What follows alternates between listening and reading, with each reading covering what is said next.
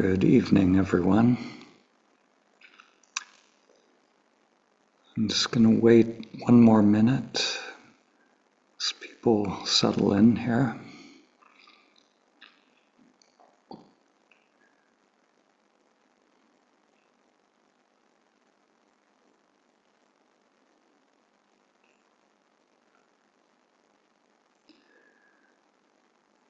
Okay, so tonight I'm going to do a little review of the technique, and I have a few things to mention as well. So the technique, the person who is the witness connects to this intention to really want to know who this being is in front of them. And this intention is as we've mentioned, it's important. When you find out who you are, it's the same as finding out who everyone else is. It's the same thing. So when you have that intention to know yourself or to know another, it's the same thing. And then we connect to that intention and we deliver the imperative. Tell me who you are. And you're looking into your partner's eyes, and then the witness becomes a neutral witness as much as possible. Sometimes we talked a little bit about this, but sometimes humanness happens, and that's okay. So we don't have to be rigid or like holding ourselves in some kind of insane statue position. But just to the best of our ability, we're neutral. And so the person who receives the imperative, the inquirer, genuinely intends to directly experience who they are. So sometimes what happens, and I noticed this happening for a few people last night, the imperative is delivered, and then right away somebody will respond. It's like sometimes we don't take the time to really do that direct inquiry. So take time to really intend to directly experience. It can be like a little meditation or whatever you want to call it. Not using the mind to do anything, but becoming aware or just recognizing beingness or I amness, isness. All these words, they're pointing to that, which is ineffable, but it's the beingness that is here. So take time to directly inquire. If somebody is just responding instantly right away, jumping right into the dialogue, it's almost guaranteed that they haven't done that inquiry. So that is important. And then, the technique is to share whatever comes up as a result of doing that inquiry. So whatever content comes up in the mind body, there might be a stillness there. There might not be much happening, but that's where we can get really open, and the more open we are, the more earnest our inquiry, the more things will become evident. And one of the things I want to talk about is probably one of the biggest traps that people fall into with this is, sometimes, and I have to be careful when I say things as well, because I can set up this trap for people, and I don't mean to, but it just happens. sometimes we use these words like awareness or consciousness, or even the witness. And, the mind can take ownership of these words. So when someone responds, they might, maybe they read Ramana Maharshi and he says, the self is awareness. So they conceptually, they think, okay, I'm awareness. That's it. That's the answer. I got it. But it's not, we're not looking for an answer. And as was mentioned, the imperative isn't even a question. So there's no answer. We're not looking for an answer on the level of mind. So, the imperative is a demand. Tell me who you are. Convey to me who you are. Show me, demonstrate. So you become the answer. It's not, so these words are the trap. And it can be anything. So sometimes someone will say, I'm aware. I'm just aware. And it's true. It's it's coming from a place of non-duality. It's not the little self answering as if there's an answer. So the word, one person can speak the words and it's true, and another, it's not true.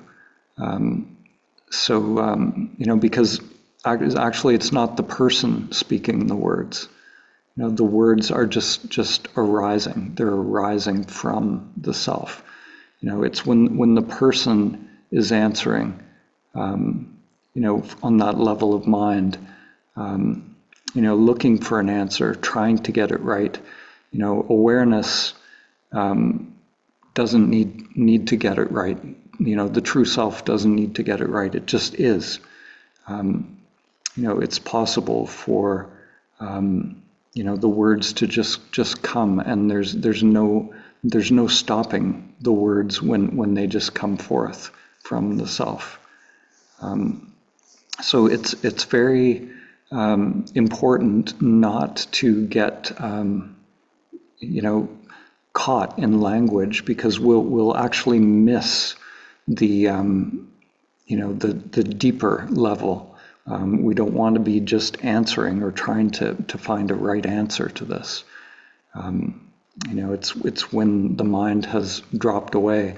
I know at my own the first intensive where I had an awakening, my little Dan mind was full of all kinds of concepts, and I thought, like, I had samadhi experiences. I thought I knew everything, about the whole landscape of what was happening, and there had to be a humbling of that character. Ramakrishna had a beautiful quote. He said, only two types of people can awaken. The first type is someone who has never been burdened at all by conceptual thinking or intellectual learning. And those people are rare. I've only met a few of them. And then the second type of person who can awaken is someone who has, explored all of the paths and read all the scriptures and sutras and the teachings and done every technique, and they've come to realize that they know nothing. So, there's this mind that's trying to get it right, has to be a don't know mind, a beginner's mind. So if there's a sense of knowing, or a sense of, grabbing onto this non-dual kind of language, this is just a trap. This is, there's a lot of, in the Vedanta world and some of these non-dual traditions, there's all of this language. And, the self structure can fabricate a pretty good facsimile of someone who is awake, by kind of parroting these phrases and these teachings. But that's not it. It's, we want a direct experience, and direct means not via the mind. So when it comes through, there's a change in the energy, that flip, that awakening. It's, it is like waking from the dream. It's waking from the dream of the character that you've been playing. So the character that uses this language, all of that, that character will never awaken. The Dan character was doomed to fail, in everything it did. That character never awakened. But I woke up from the delusion, or the dream that I was that character. So we don't want to miss awakening. We don't want to let the mind just create some facsimile. And, sometimes the facilitators will, probe a little bit. And we might see a little bit more of that tonight. Facilitators getting involved a little bit. They'll be asking these questions.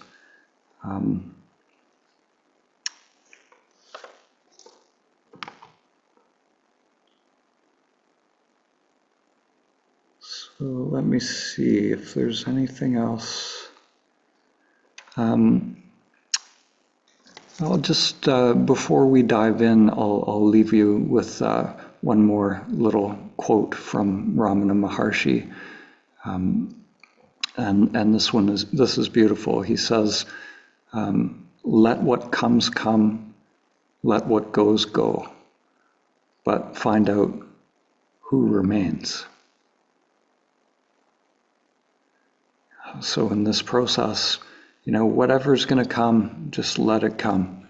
Whatever's coming up from the depths of the mind, this is your opportunity to just let it come. Just speak your truth. The character's truth. Whatever needs to come through. Sometimes, when these samskaras come up, sometimes, there is an identification that happens in that moment. It's like there could be an intense emotion, a trauma, something coming up. Sometimes we get lost before we're found. And we just allow that to happen. We allow whatever's going to come. And then just let it go. Let it go. But who are you? What is that awareness that is the knower of all experiences? What is the one awareness that does not come and go? That's always been there, your entire life. So find out that one that remains.